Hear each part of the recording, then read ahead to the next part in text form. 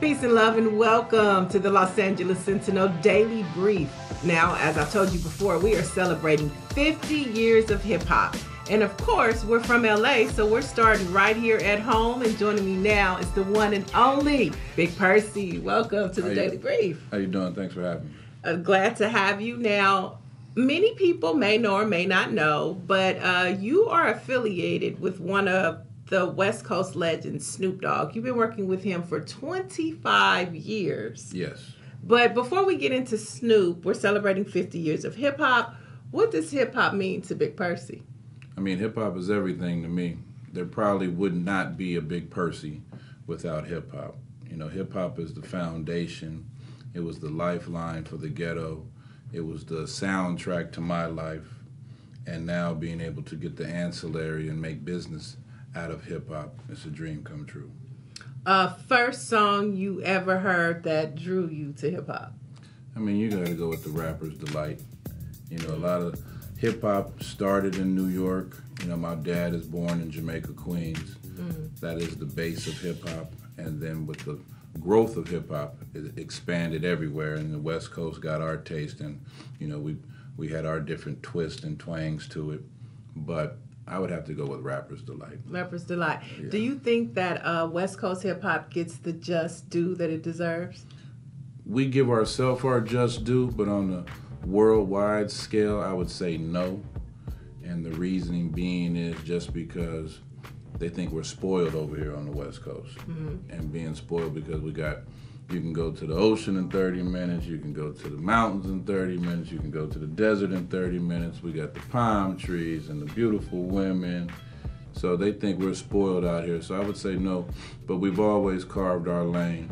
And with the names like the Snoops and the E40s and the Too Shorts and the Ice Cubes and the NWA, you know, that's our family tree. So we've always expanded and, you know, kicked in the door for ourselves. You also brought up some of the Death Row era folks, and you guys did something pretty remarkable. I mean, people heard that Snoop bought Death Row Records back, but there were so many blessings that came out of that when you think of Harry O, when you think of Rage, the Lady of Rage, Talked and to how Rage last night. Snoop helped put money back in their pockets and re-engage their careers. Can you talk a little bit about that? Well, yeah, Harry O, if people don't know, Harry O had the relationship with Suge. Harry O is the one that, quote-unquote, funded Death Row to get started, and it was a blessing for him to come home. Snoop had always kept a good relationship with him and always looked out for him, and when he came home and had the idea to get Death Row, you know, Snoop was doing some stuff with Def Jam, but they weren't giving him the piece of the pie like he wanted. Right. So it just made sense for him to get back something that he helped create, which was Death Row. And he was able to acquire it. He snatched all the music down, revamped it, did some remixes, you know, just cleaned up all the business side, and now it's back on. But yeah, I talked to Rage last night, working on a couple shows with her. Snoop put her on a couple shows when he came back. He's actually had her come back down from Virginia and do some music. And everybody is working. You know, the East Siders are looking good, coming back to work. The Dog Pound stays working. They're probably the hardest working duo. You know, Warren G stays working and expanded his brand with cooking and barbecue sauces and everything else. RBX is still in the fold. It's just a beautiful thing, and like I said, we're still here and still relevant. Right. And so now let's talk about what you have going. I see vodka. Yeah. Talk to us about this vodka. Well, we've always been in the branding space, and one of my slogans and things that I always talk about amongst my peers and people that come under my umbrella is ownership. And we've always had our hand in making other people millions and millions of dollars. You know, from the Seagram's Gin to the Tanquerays to the Landy Cognacs to the Colt 45s to all these brands that we were involved with, and we weren't getting the lion's share. Some things you weren't even getting paid for, right? Just doing it off the love. And if somebody was involved, per se, like Snoop, if he was involved with Landy Cognac, we would do the marketing and do the product placement and really wouldn't see any of the ancillaries because we were pushing it for the greater cause. But it just came to a point that we are the tastemakers. You know, we are the culture. Why not formulate and come together and make our own brand? And that's what I did with True Legacy. True Legacy is just got rated the #1 vodka in the world by wine enthusiasts. What? Yeah, it's 7 times distilled. Most people only distill their liquors and stuff 3 to 5 times. Wait a minute. The #1 vodka? Yeah, #1. I didn't say it. You can pull it up. It's wine enthusiasts. They gave us a 96 platinum rating. Okay. Some of the other brands only got the low 80s. So you beating out Ciroc right now? You said it. I didn't. I'm just saying that they said it. Yeah, they said it. The paperwork. It's in the print. You can look it up. Yeah, they got 80%. Okay. Tito's got a low 80, and we got the highest, which is a 96 platinum rating. Now, where can you purchase this? Can you purchase it anywhere? You can purchase it anywhere. You can purchase it online. We have a distribution that worldwide that we're able to send it out everywhere, which was a blessing during the pandemic because we had acquired that distribution license to send it to people's homes while everybody was home. And that's when we kind of made our little niche and took off with the branding and the marketing while people were home during the pandemic. But it's 7 times distilled. Like I said, most people only go 3 to 5. It's gluten-free. It's organic corn, so we're staying on the health-conscious tip, the healthy tip. And we do something that nobody's ever done with any liquor that I know of. We run it 3 more times through diamonds. We have our own diamonds that we mined and everything else. So we do the 7 times, and then we redo it again 3 times through the diamond filtration. That gives it, that's why it looks so pure and clean, looks like water. No smell, no burn, no headache. You know, Oh, that must make a good martini. Most people that drink it don't even want to chase her because it's that smooth. Okay. And you know, most alcohols, you make the face, it's burning, you do the Martin thing and all that different stuff. Smooth. Okay. So yeah, this is our baby. I launched it probably like 4 years ago on my birthday, and we're taking off. It's in Dave from Backstage is working on some places at Pavilions. We're getting ready to be in Bevmo. We're in a lot of local liquor stores. I'm actually in the GS down the street from here. Okay. Yeah, DJ T is a good friend of mine. Right. We love T. Yeah, people didn't know DJ T was the Dog House and the Dog Pound's official house party DJ. Really? Coming up. So a lot of the Dog Pound parties, Snoop's birthday parties, DJ T was our DJ. And Mustard, DJ Mustard, is his nephew. And used to carry the crates and come in and help T. And when T would take his break, he would let Mustard spin. Okay, that's a hip-hop fact, because I had no idea that Mustard was T's nephew. Nephew. Okay. All right. So Mustard, when T would take a break at some of our parties, he would let Mustard spin. So I'm not going to say that's how he got his break, but that's how he started. Okay. And people don't know, DJ T is a DJ before he went into ownership with the GS and the district and everything else. And now he just reopened something else. Where the GS used to be in Westchester. Right. I seen it. What's it called? It's called Live or something, 7 or something. Seven something, yeah. But it's upscale. Yeah. He started promoting it, and True Legacy will be in there. Love it. Yeah, if not to spin, because I know we're probably going to spin into my store in Vegas, but if you have a store, a restaurant, I need to be in there because I'm going to help promote. I'm going to do events there. I need to have my liquor in there. It's just the same thing with my store. If you're a black-owned or a minority-owned clothing company and you've never been in a store, in a mall, come put your stuff in my store. Let's test it out. Use that platform, and then that can lead into some other stores and get some other business for you. It's just... You gotta support. Recycle black dollars. You have to support who supports you. Yeah. And recycling black dollars is what I preach for a long, long time. Yeah, because we're the really only community that a dollar doesn't last maybe an hour in our community. We take it out. Go to the Asian community, a dollar will last up to like 10 to 24 hours in their community because they're constantly spending it with each other. And the Latin dollar, they keep it amongst them, their families. Right. And then they take it over there to Mexico.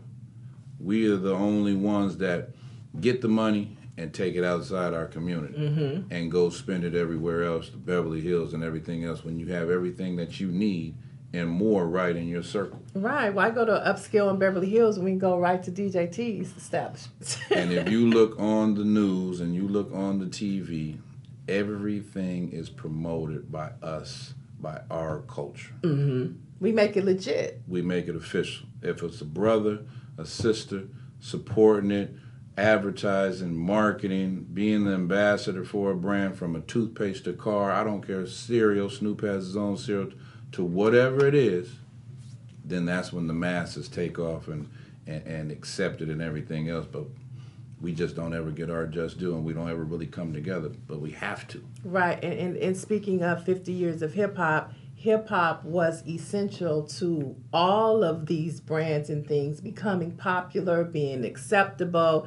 And I want to talk now about lowriding. Yes. Because we could take credit when we talk about hip-hop culture, the West Coast, when we look at lowriding and just that whole experience. So talk to us about what you're doing. Well, once again, going back to the pandemic was actually a blessing in disguise for me and my business and self, because it was an opportunity for me to get focused back into me and my businesses. You know, I was doing so much for others. I quote unquote called myself retiring at that time just to focus on my kids, my daughter being a senior in basketball in school and getting focused back on her, deciding where she was going to go to school, and then all the things that I would put on the back burner as far as opportunities that came to my way and my team.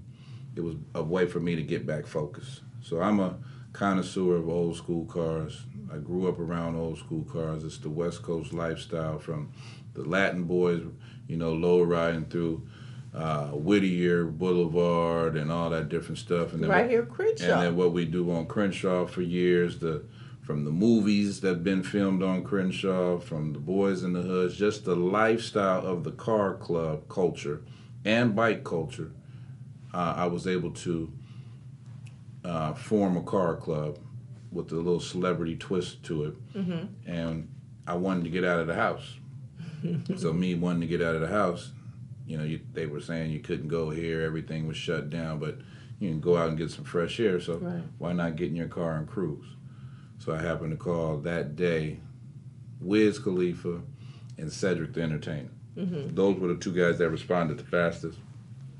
Wiz was like, "Unc, I want to get out the house too." Ced was like, "I'll meet you at Wiz's house," and we just rode.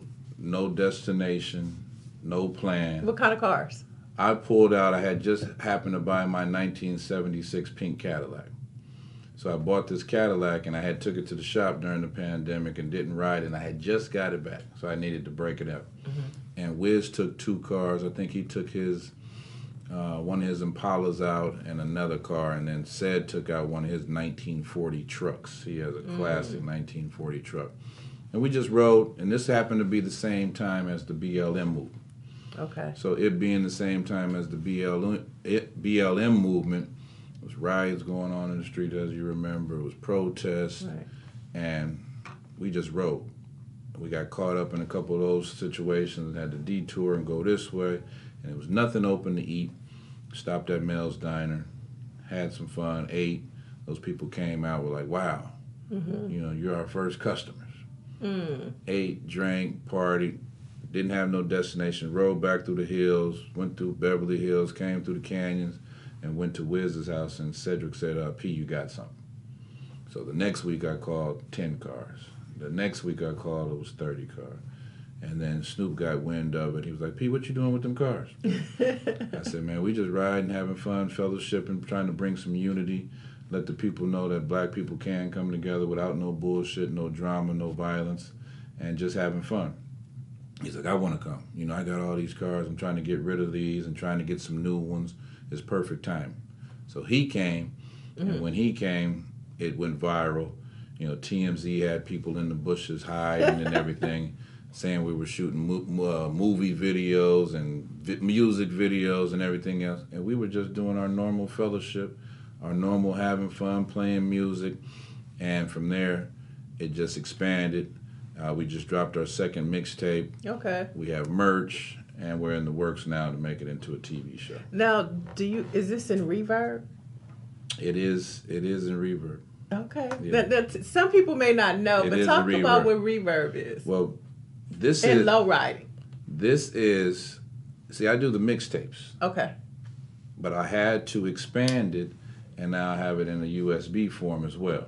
So to have the opportunity to, most cars don't have CD players, but lowriders and everybody have CD players, and some of my cars have 8 tracks. Mm-hmm. So, I can see that. Yeah, so some of my 8 tracks still work. But I have to have the option for everybody. Now you got the USB, you got the mixtape, and it's just a fine mix of, you can get in your car while you're wiping your car down in the morning. So you start off slow. Rest in peace, I got some Uncle Chuck on here. I got some Snoop and Uncle Chuck. Then you go into the middle of the day and you're turning up a little bit. You're getting ready to go meet everybody. And I have some of my artists on here. Mm-hmm. I got Carl Thomas on here. I got Cedric the Entertainer, Exhibit. I got Tommy Davidson on here from A Living Color. And Tommy Davidson, he used to mess around on the show and sing and everything else. And he is killing it on this album. Okay. So all I do is just reach out to my friends. I got Afro Man on here. I got my artists from Pomona, Bossed Up, Cray. It's just an opportunity for artists, up-and-coming artists, to be on a project with established artists. And it's good, fun music that you can ride to all day. And that's what we have here with Rider Gang Volume 2. What's your 8-track go-to in your car? Right now I got George Benson in the pink Cadillac, I have George Benson. In my Rolls Royce right now, I have Barry White. Okay, all right. So I have a 78 Rolls Royce I just acquired for my early 50th birthday. Something I wanted. It was a car sitting down in my one of my parking structures for 16 years. Wow. It was covered up, and I would see it for the past 10 years, and I would always tell people, that's my car. That's my car. That's my car. And about 3 months ago, I was able to buy it. Okay, good so yeah, for you. 78, and then I have a 76 Cadillac. I have a 78 Thunderbird comes from my community, one of the top car guys in my community. Sold it to one of my homies, and he needed some help. I bought it and kept it in the family. I have a 76 Chrysler New Yorker that was one of Snoop's cars. Okay. That was actually in the movie with Huggy Bear, Starsky and Hutch. Mm-hmm. It was actually in Starsky and Hutch. I have a Delta 88. I have a couple other Cadillacs and stuff. Snoop probably has 20 to 30 old school cars. Mm-hmm. He has a couple cars in museums. Wiz has about 8 to 10 cars. Cedric has about 4. The NBA boys ride with me. So once it expanded and we, stayed on the black thing and the BLM and the unity, I said to myself, you know what, Big P, you rock with everybody. This is what you said to yourself. This is what I said to myself. Okay. Yeah, that's what I said to myself. I said, Big P, you rock with everybody. And the Latin boys, they ride. I never knew the Armenians rode. And when I opened it up, probably 3 years ago, they said I did the biggest car ride after New Year's Eve. I had 250 to 300 cars ride out through the streets of LA. Wow, that's dope. No drama. The police were saluting us. The bike clubs would ride with us and open up the streets and block the cars. And it was just a beautiful situation. So now it's just expanded to kids, family. And this is every Sunday? It's usually every Sunday when I'm in town or not on the road. I just put a text chain out and people show up. I put the location and everybody shows up. So it's usually every Sunday. Okay, so I have a 65 Mustang. Well, you need to ride. So when I get her fixed up, I want the text message so I can roll. You remember Fuzzy from Big Boy? Uh-huh. His girlfriend has a Mustang. Okay, yeah. So she rides the Mustang, and he has a Cadillac. Okay, yeah, I'm gonna get her fixed. Oh yeah. Well, we got the hookup. I really appreciate you for that, for just pushing, the collective. Like, let's come together. Yeah. Let's push these brands. Before I let you go, though, you brought up comedy. You brought up James Davis. Mm-hmm. You were Red Grant's manager. Yeah. Red Grant ran for mayor of DC. Yes, What were your thoughts when he said, I'm running for mayor? Me and Red were connected for 15 years. Uh-huh. He would see him all the time. He's like, P, man, I need to get with you in the dog pound. Everybody thought we were brothers anyway, you know, and I managed him. We made a lot of great things happen. And then he said, you know, I have to give back to my community. I have to go back home. So he went back home to D.C. and put his campaign together. He was always pushing, you know, stop the violence, and he had a foundation and a nonprofit, Don't Shoot Guns, Shoot Cameras. And he always was pushing that. So he just went out there and put his money where his mouth is and ran for mayor. I think he ended up coming up second or third in the campaign. He's going to go for it again. You know, I'm proud of him for what he did. Yeah. It's a blessing. And just to spin that off, I just got involved with a young lady out in Las Vegas, Cara Jenkins. She's running for mayor of Las Vegas. Love it. Met her at Pro Bowl on some networking stuff. Me and her hit it off. I'm actually helping her, part of her campaign team. I hear a fundraiser coming about. I hear it. You definitely hear a fundraiser. We just did a big networking thing with her last week. It was huge. And she's running for mayor. And they haven't had change in our type of face and our type of look. She's in her mid-30s, beautiful young lady. Cara Jenkins is running for Vegas, and we're stepping in to help her. I'm getting my celebrity cachet and my connections to do different videos and post for her and get some music going for her campaign trail. And we just need a change, and we need our people in those higher positions. And I know she's going to reach back and help others. I love it. So as you see, hip-hop is limitless. We Everywhere. go from entrepreneurship all the way to the White House. To the politics. Yep. Thank you so much, Percy. Go ahead. And what Snoop always said, we go from the streets to the executive suites. Love it. Yeah. And on that note, thank you so much for joining us today, Percy. The last thing I want to say, I want to congratulate you and the paper and the whole situation. Is it 90 years? 90 years. 90 years of this organization, this foundation, this pillar of supporting black, even with the taste of soul. What you guys do in the community is huge, and I want to give you guys your flowers. Thank you so much, and I'll definitely let Mr. Bakewell know. Oh, yeah. All right. And don't forget, the LA Sentinel has a brand new look, so check out our website for the latest in Black news and the Black experience. I'm Niele Anderson, and you have just been debriefed.